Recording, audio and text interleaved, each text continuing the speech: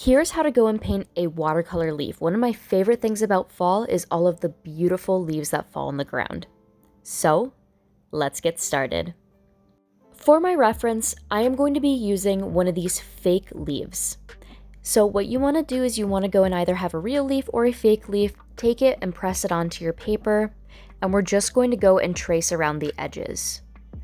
It is a lot easier to go and do this if it is your first time drawing a leaf. For the stem, it's just going to be a half curved line, and that's going to be at the center. Now let's go and prep yellow as our watercolor base to go and just get this ready before we start painting. We need to get where this leaf is going to go down wet, and that's going to just be so much easier for our watercolor to spread out. After the water soaked in a bit, we can go and take the yellow and we can go and put this down as our base. Now this is pretty bright, but that is okay because we will be mixing some more color into this later, and we're just going to go and use this all over this entire area for the leaf base. Now as I'm spreading this out, it is going to go and get a little bit lighter in certain areas, and before we continue, let's go and remove some of that from there, wait for that layer to go and slightly dry, let's re-wet this, and let's go and prep the orange. Now we can take the orange, very lightly dab it into the center area, and let that go and spread out.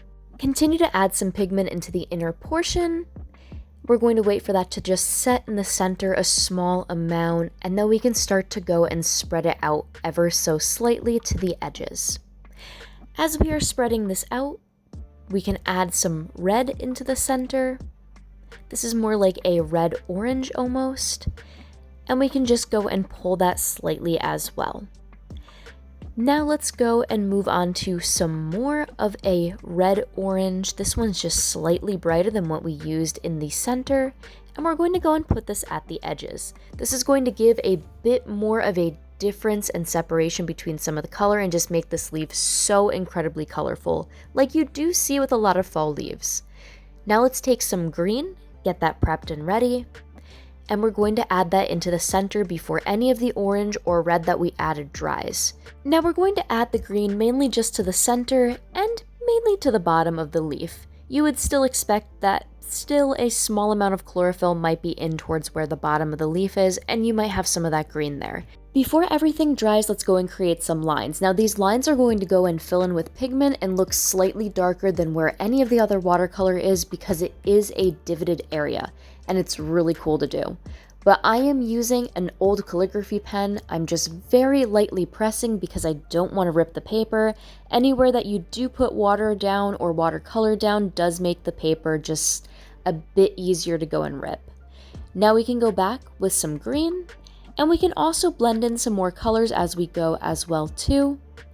I'm putting a little bit of orange at the bottom here, just making it slightly more intense towards the center area. Then I'm going to go and get some brown. This brown I'm going to go and use along where all of the lines are, along with also where the stem is. Normally with a leaf, you will see some darker areas towards where any of the little branched out portions of it are, and I want to just fill in some of these different little branches, only a small amount. I don't want to go too overboard. Now let's wait for this to go and fully and totally dry, and here is the final painting. Happy fall! Thank you all so much for watching. Make sure to like, comment, and subscribe. There's more tutorials on my profile.